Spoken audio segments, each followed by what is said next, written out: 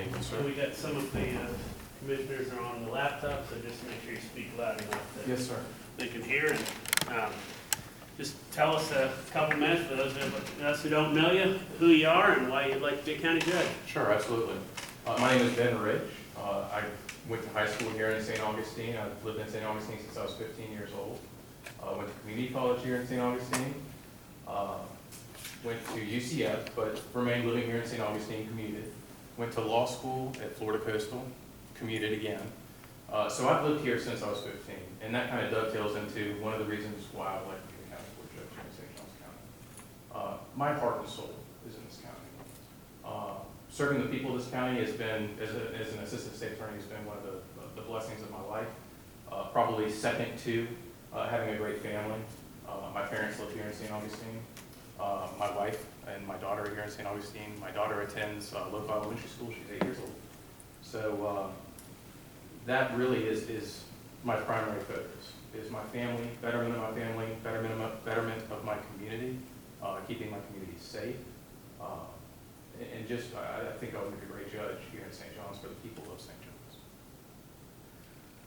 John's. Talk to us about, electability for one. I mean, that's been an issue that's come up before with some of the past people we've put up. So I know you have a lot of ties here, but how would you run a campaign and how would you defend the spot if you were put up by the governor? No, absolutely. I think first and foremost, the goal would be to really do a good job. I think that's the first thing that you have to do. You have to do a good job. You have to be a good judge. You have to maintain your ties with the community. I think that all of that would help with electability. Also, I do have experience with prior campaigns. My father actually ran a successful campaign here in St. Augustine and was chairman of the county commission here. I've also helped with Mr. Larriz's campaigns in his runs for state attorney. So I do have some experience with campaigns. And I think, maintain a pretty public and I'm involved in the public. I'm involved with St. Johns County and the people of St. Johns County. Well, I know it ties into what your job now, but with the county spot, you're obviously mentoring new attorneys. Talk to us about what you've done in the past and how you do that as a county judge. No, absolutely. Right now, I am the managing assistant state attorney here in St. John's, and I mentor both our felony prosecutors, but more so our misdemeanor prosecutors in county court. We have 2 brand new misdemeanor attorneys right now who are wonderful and are doing great. As a county court judge, you do have a bit of teaching that you have to do in county court, as I'm sure everyone here who's ever practiced in front of a county court judge as a new lawyer would know. Just remain open, remain approachable, make sure that you make them as comfortable as possible during the process, and that would go towards pro se litigants as well. Now that you mentioned the pro se litigants, obviously, county, you're going to have a lot more of those than you will in the circuit. Yes. How would you handle them? I know every now and then they come up in criminal cases as well, but how have you handled them? How would you handle them? Pro se litigants can be difficult, and as an attorney, what you have to constantly remind yourself is, look, these folks aren't lawyers, and you shouldn't hold them to that same standard, but at the same time, you have to follow the law. Okay, now in small claims court, the rules are a little bit relaxed just for that purpose. You have to uphold the law. There's going to be treated, as far as the rules of evidence, the same as an attorney. However, you have to remember they're pro se litigants. And where it may be appropriate to be stern with a lawyer, it would not be appropriate with a pro se litigant or even a new lawyer. Mr. Rich, from reviewing your application, and I know you've worked as an associate attorney for Judge Alex Christini before he took the bench. Can you tell me what types of cases you handled while working with Mr. Christini and Mrs. Christini? Sure. That law firm, originally it was the Law Offices of Alexander Christini, then became Christini.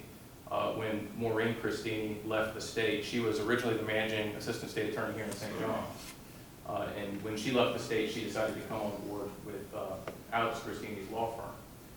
It was general civil litigation, criminal litigation, quite a bit of family law. We did a little bit of everything, even had an opportunity to dabble in some appellate law as well. We did a lot of pro bono work at that firm as well. Tell us about your work with Betty Griffin House.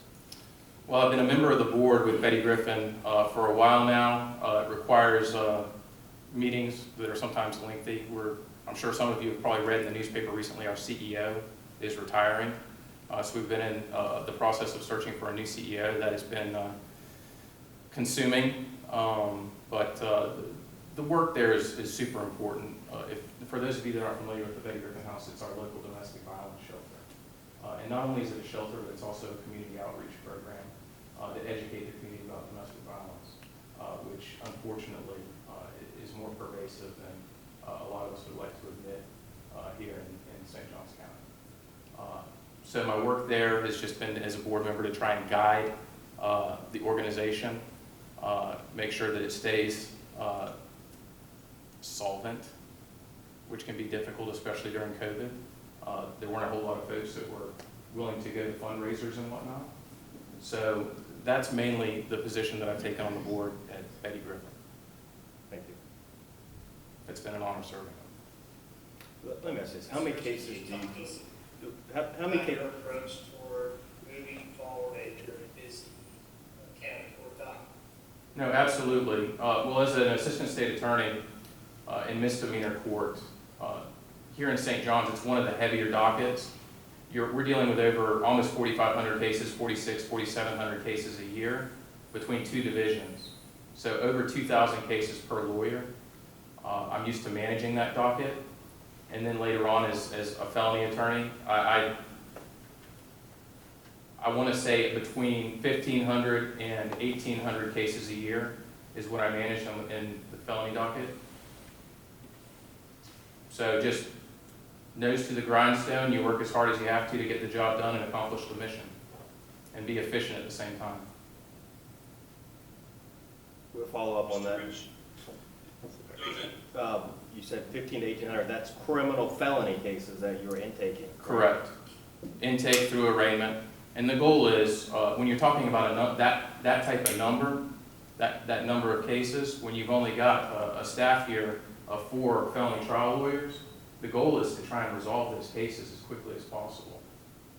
And I'm not talking about the more serious felony cases, but the less serious felony cases. All felony cases are serious, but there are some that are more serious than others. So the goal is to try and get as many resolved at arraignment as possible.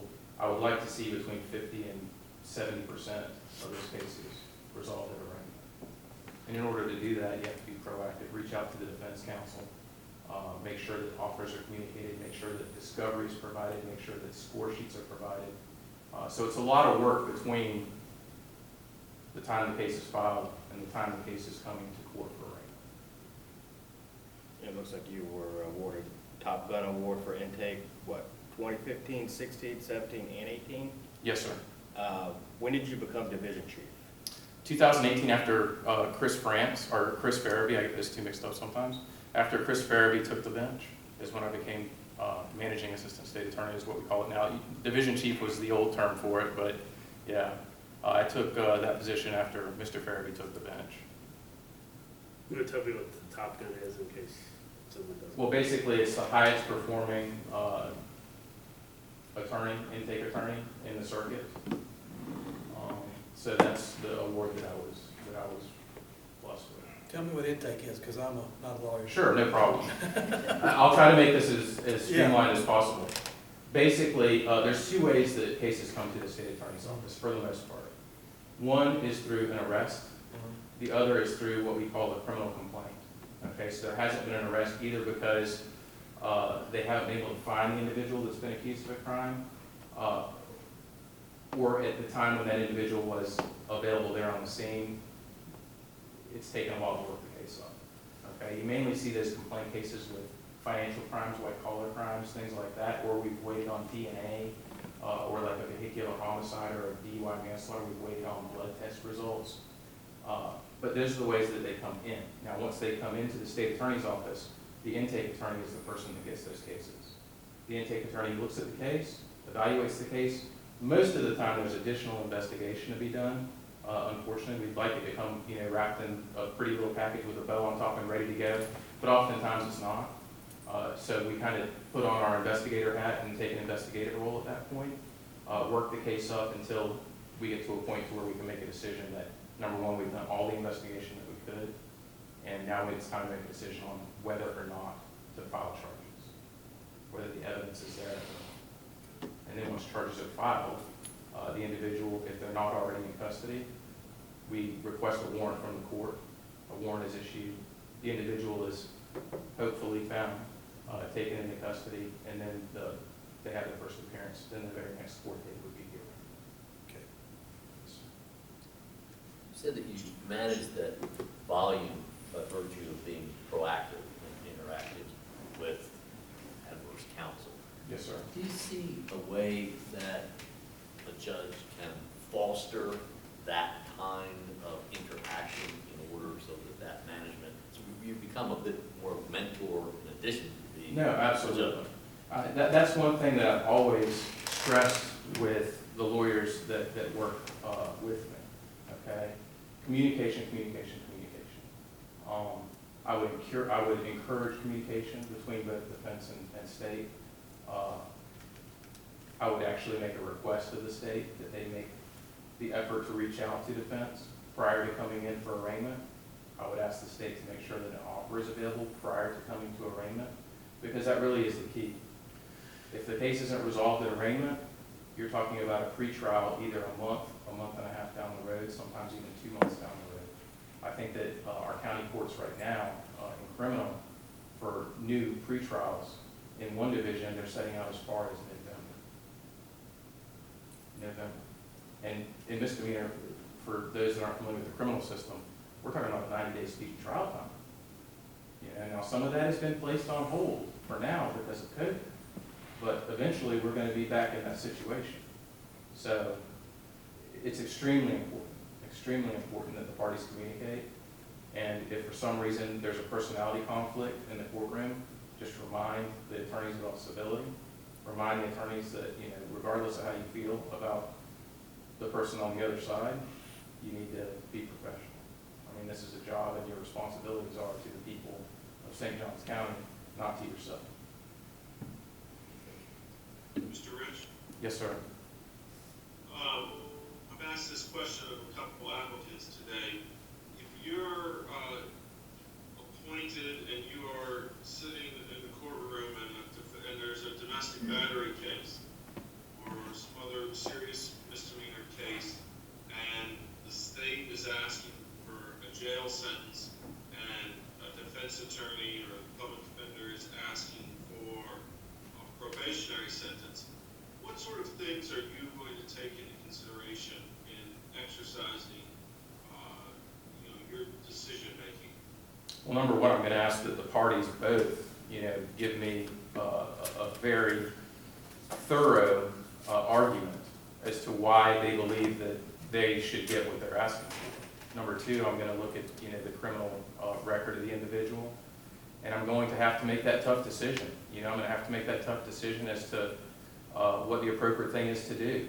And that's hard, especially with domestic violence. It's really hard because, unfortunately, even here in St. Johns County, we've had homicides,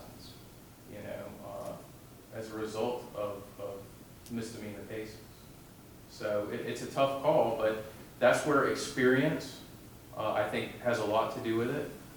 I've dealt with thousands and thousands and thousands of domestic violence cases. And thankfully, knock on wood again,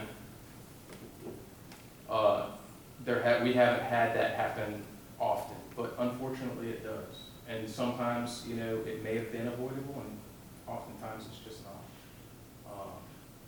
But I look at the totality of the circumstances is the short answer, Mr. Morgan. I would look at the totality of the circumstances after hearing from all parties, including the victim, and then make a decision.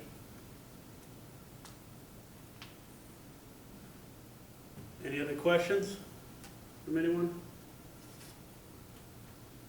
Well, thank you very much, and I know how to get in touch with you, so we'll call you at the end of the night. Absolutely. Thank you all so much for your time. and thank you for your service. I know it's probably been a long day so far, but I really do appreciate the opportunity, and thank you. Take care, and God bless everyone. Stay safe, stay healthy. Thank you.